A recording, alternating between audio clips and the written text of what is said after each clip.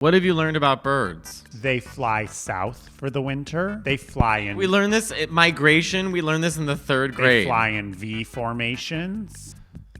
They travel in packs. They lay eggs. Have wings. Some are bright colored.